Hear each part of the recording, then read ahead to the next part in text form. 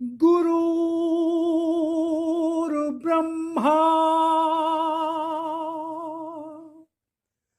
गुरुर्विष्णु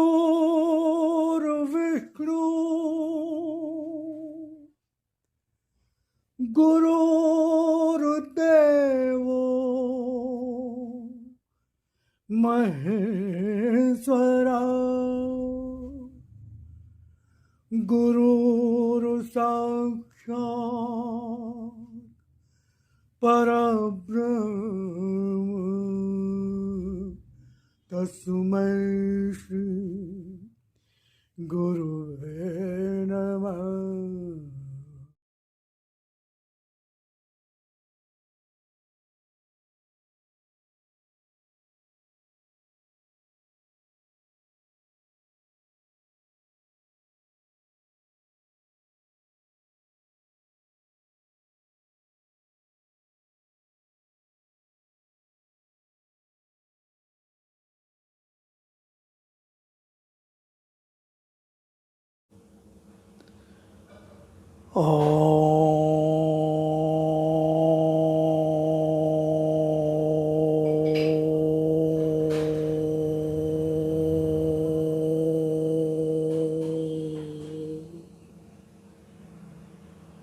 ॐ भूर्भुवः स्वः तत्सवितुर्वरेण्यं भर्गो देवस्य धीमहि धियो यो नः प्रचोदयात्।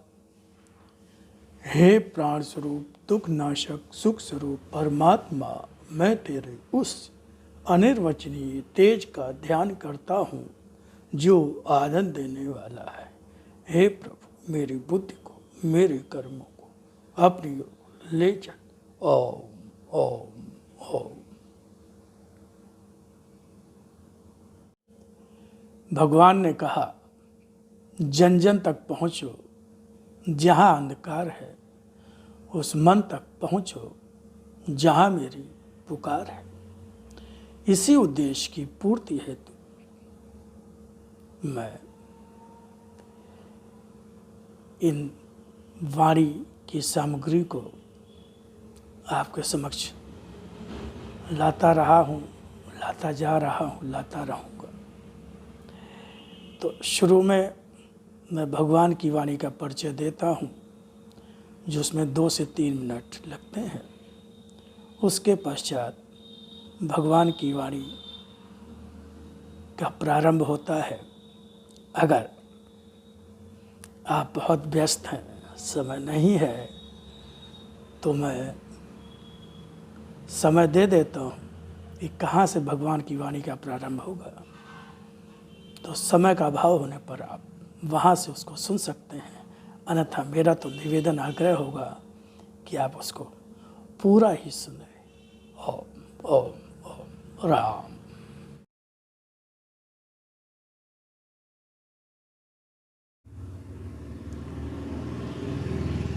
स्वयं भगवान की वाणी और अपने लिप रूप दर्शन के संबंध में क्या कहा, पहले उसको सुने, फिर आगे भगवान की वाणी को और सुने। वाणी को समझो, उसके एक एक अक्षर में अर्थ भरा है। कोई भी शब्द, कोई भी अक्षर मात्र भाषा का खेल नहीं, यह शक्ति है। वाणी है मेरी, जिसका रूप साधारण नहीं, जिसकी प्रामाणिकता को तलाशने अन्य कहीं नहीं जाना होगा, फिर भी उसके अक्षरों में मेरी वाणी का विश्वास लेकर, उसके रूप में मेरी शक्ति के दर्शन का विश्वास लेकर ही डूब जाना होगा। तभी पहचान सकोगे मेरी, तभी पहचान पा सकोगे मेरी, तभी पहचान पा सकोगे मेरी। इसी तरह आज भी तुम्हारा आराध्य भगवान ने, जिस तरह से भगवान श्री राम, भगवान श्री कृष्ण आए और उन्होंने असत्य धर्म का नाश किया, जब प्रभु श्री राम आए तो रावण मारा गया, जब भगवान श्री कृष्ण आए तो कंस और उसके सारे संगी साथी मारे गए। इसी प्रकार भगवान कह रहे हैं, इसी तरह आज भी तुम्हारा आराध्य फिर आया है तुम्हारे सामने। इसका रूप आज है वही जो पहले भी और सदा से ही पिता के रूप में, भगवान के रूप में कहते और पुकारते रहे हो अपने कष्ट भरे क्षणों में। और इस रूप में भी दर्शन जो मेरा है उसका प्रयोजन भी वही है। लिप रूप में मेरी शक्ति का यह दर्शन किस तरह सारे युग का असत्य और धर्म समेटकर सत्य और धर्म का प्रतिष्ठापन करता स्वयं ही देखना। तो ये भगवान ने अपने जिस रूप में वाणी आई उसको भगवान ने अपना लिप रूप दर्शन कहा, और फिर उसी का हिंदी अनुवाद उसको भगवान ने अपना भगवान की वाणी कहा गया, जो भगवान ने उसको अपना शत रूप दर्शन कहा। अब आगे सुनिए भगवान की वाणी बहुत ध्यान से।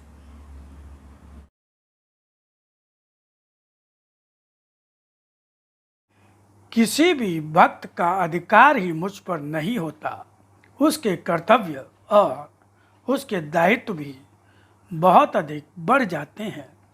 जब जीवन का दायित्व अपने परिवार और अपने जीवन का नहीं, मेरे प्रति समझकर रह सकोगे, मेरे प्रति भी उसी भाव से बढ़ सकोगे जिस भाव से अपने समाज और अपने सांसारिक जीवन की ओर बढ़ते हो।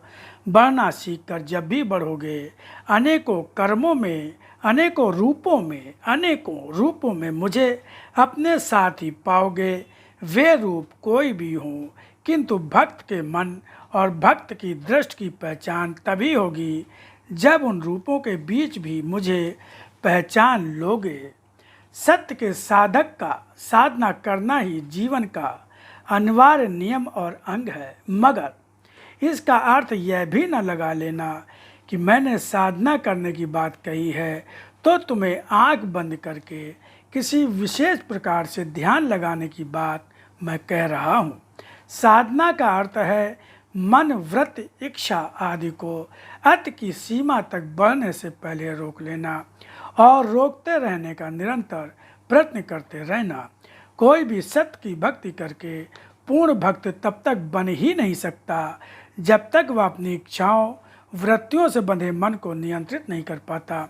सत्य वही है जो नष्ट न हो, जो असीम हो, जो क्षय न हो। असत्य वही है जो नष्ट हो जाता है, सीमित है और प्रतिपल क्षय होता रहता है। तुम्हें भी वही संचय करना है जो नष्ट न हो, जो सीमित न हो, जो क्षय न हो। जो भावना प्रतिपल बदल रही है, जो सीमाओं में बैठी है, जो नष्ट होती रहती है, वह सत्य नहीं है। जो भावना सत्य नहीं है, वह भक्ति भावना कैसे हो सकती है। भावनाओं को बांधो, उन्हें चारों ओर फैलने दोगे, उनका कोई परिणाम, कोई अर्थ नहीं होगा। जो भावनाएं बार बार खत्म होंगी और नई बनेंगी, वे पूजा या भक्ति भावना का रूप कभी ले ही नहीं पाएंगी। जो भावनाएं रंग रूप बदलकर नित्य नई हो रही हैं, जिनमें मिलावट है, उन्हें उनकी मिलावट से, रूप बदलने से रोको। सत्य अर्थात मेरी या फिर जिसे अपना भगवान, परमात्मा, दुर्गा, शंकर आदि कोई भी नाम देकर भक्ति करते हो, उसे अपनी भावनाओं का सत्य दो। इन भावनाओं में आस्था पर चढ़ा हुआ रंग सत्य का हो और गहरा हो। सत्य का रंग जितना ही गहरा और सादा होगा, उस पर अन्य कोई रंग चढ़ नहीं पाएगा। यह सत्य तुम्हारे अपने अंदर तो है ही, इसे तुम आत्मा कहते हो, मगर आत्मा कोई ऐसी वस्तु नहीं जो सांसारिक वस्तुओं जैसा ही अर्थ रखती हो या अदृश्य होते हुए भी सभी से अधिक अर्थपूर्ण और शक्तिशाली है। आत्मा नश्वर के साथ रहकर भी नश्वर के गुणों अवगुणों से, जन्म मरण से, दुख रोग शोक से मुक्त होती है। नश्वर शरीर प्रत्यक्ष आकार रूप में दिखते हुए भी अत्यंत अशक्त, जन्म मरण के बंधन व शरीर के दुख सुख, रोग पीड़ा और कष्ट आदि से बंधा होता है, जिसे जलाया और मारा व तोड़ा भी जा सकता है। आत्मा निराकार होते हुए भी न जलाई जा सकती, न मारी और न तोड़ी जा सकती है। शरीर में रहकर भी शरीर का कोई कष्ट उसे उत्पीड़ित नहीं कर सकता, क्योंकि वह सर्वांगीण पूर्ण आनंद है और अत्यंत सशक्त सर्वशक्तिमान का अंश है, जो प्रतिपल तुम्हारे साथ है। उसके उसी अनासक्त भाव से अपने आप को जोड़कर मेरे भक्त बनो। ओम ओम ओम।